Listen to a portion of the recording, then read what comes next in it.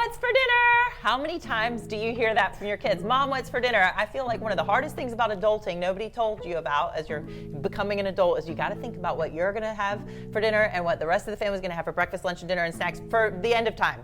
The end of time. Vani Hari is the food babe, and she joins us with some healthy dinner ideas to make things very simple for us. New York Times bestselling author, and you have your 4th book out, Food Babe Family. Congratulations, by the way. Thank you. So, give us a couple of strategies.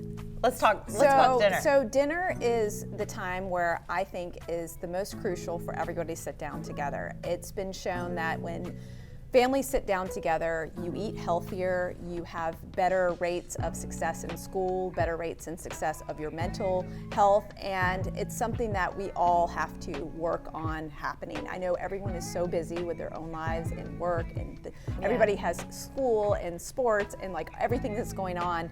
But I find this as being one of the values that I find most valuable in my house, and it's something that we do every single night. Yeah. And try to get around the table, enjoy a meal, and talk about your day, talk about what you're eating, talk about goal setting, all of the things, and make that family bond much stronger.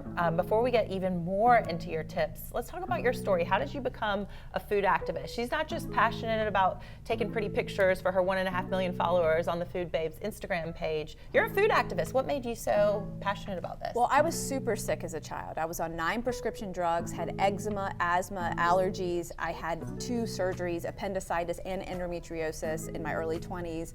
And so I have just experienced what it feels like to feel awful. And for most of my life, I felt like a zombie. I felt dead.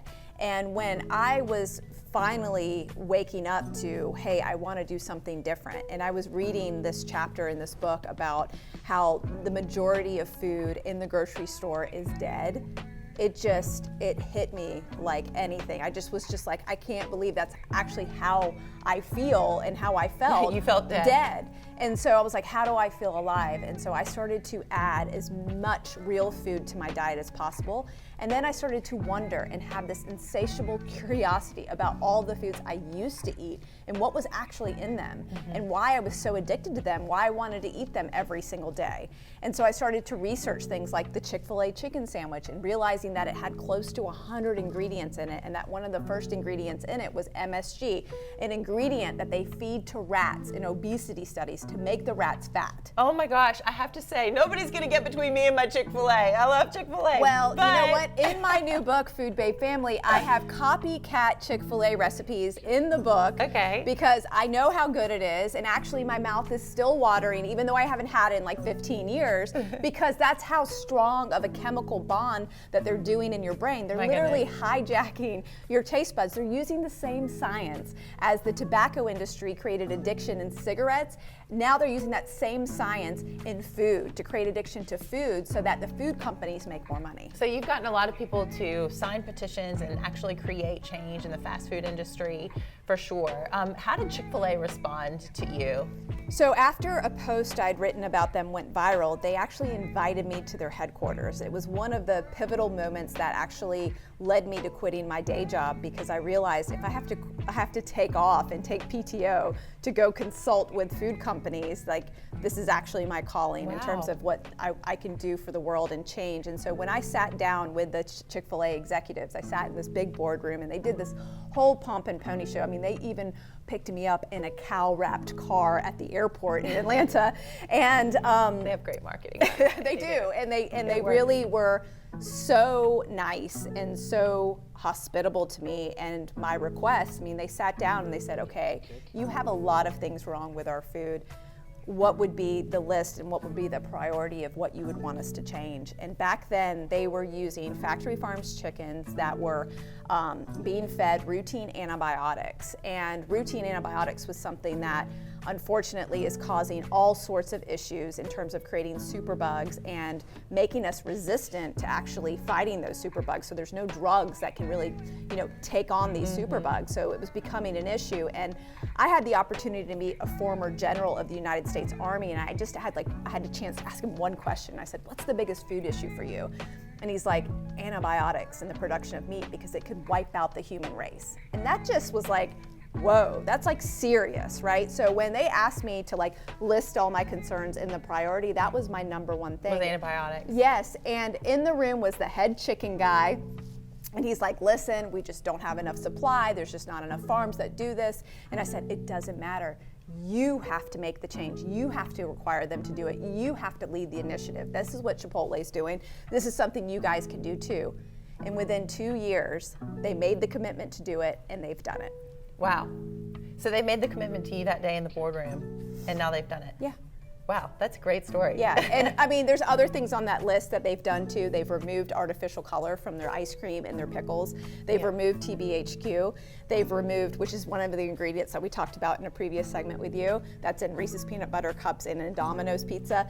But they have a lot of other problematic ingredients still. They're still using, I believe, dimethylpolysiloxane, and they're also using MSG still. And it's one ingredient that they have told me, we have tried so hard to remove MSG, but our Chick-fil-A chicken sandwich just doesn't taste the same. And it's because MSG tricks the brain to remembering that flavor. It's an excitotoxin to the brain, and it's the thing that makes us keep coming back for more. That's why I'm willing to wait in line. Yes, around the block. Yeah, but now you don't need to wait, and you can even get it on Sunday when you make it in my cookbook. Even make it on Yes, Sunday. That's a good little tip. Okay, so let's talk about cooking for our family and the different oils. You brought along some that you find to be very healthy. You back all of these products, starting with this particular olive oil. Is that right? That's right. So this is, these brands, there's so many great brands out there. I just kind of brought what was in my kitchen available so that people could see. But I think that cooking with the right oil is the first step of dinner or any time you're cooking. You have to get the right oils, because if you're using the problematic oils out there, the corn, the soy, the canola, the cottonseed, if you're using any of those at home, you are setting yourself up for failure, because those oils have been deodorized, they've been bleached, the way they extract the oils from those crops is they're using hexane, and hexane is a residue that's considered a carcinogen, but also the FDA doesn't regulate in our food. I have to say, so many of these terms you're throwing out, it's making my head spin a little bit, going, wait, what is this? It's a lot. And it can be overwhelming for people. How do you make it not so overwhelming? So it's super easy. Stick with like a couple of fats in your diet that you're gonna need to cook with. I love extra virgin olive oil. I love grass-fed butter.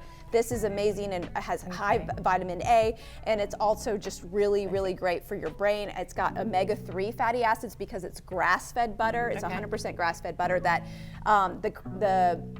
where do you get omega-3s from? Omega-3s come from like nature, and so when cows are eating that grass, they're producing omega-3 in their bodies. When they're eating corn and soy and other things they're not supposed to eat in a factory farm, that's when they're not as healthy. And they've shown that in several different studies that look at the milk production out of a cow. So grass-fed butter. Yes, and then coconut oil. I love coconut oil as well. I love making popcorn with coconut oil. I think that is so much fun, and it's so delicious, and it's just so good. It's the one thing that I sit down at night and eat after the kids go to bed.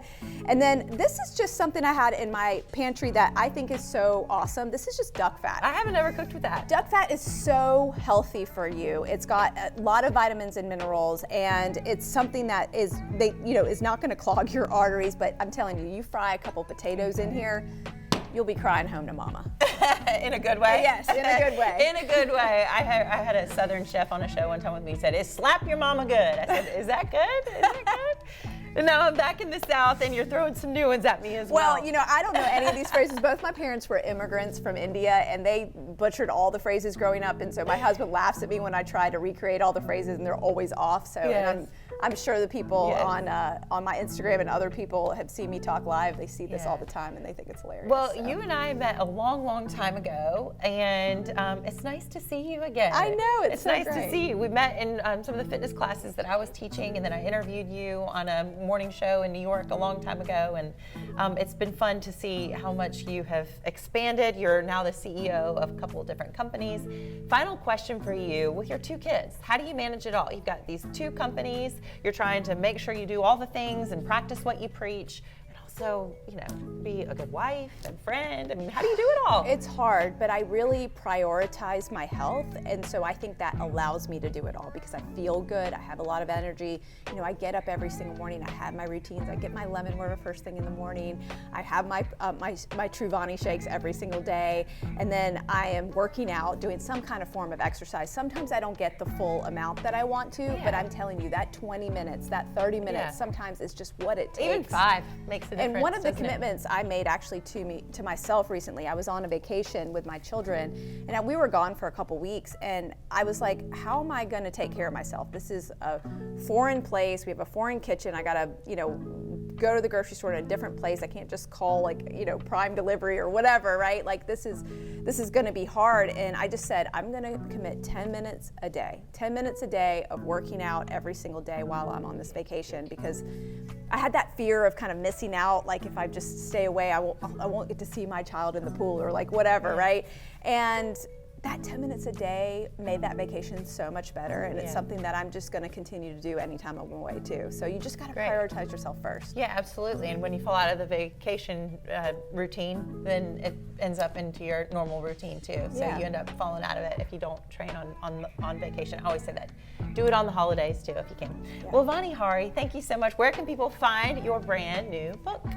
Food Babe Family is everywhere books are sold, and you can come on over to foodbabe.com and sign up for my newsletter. I'm always sharing information like this out every single week. Very good. If you enjoyed her tips and you enjoyed this video, please make sure you subscribe to our channel so you get notified when we release our next Your Day with Anna Koyman video.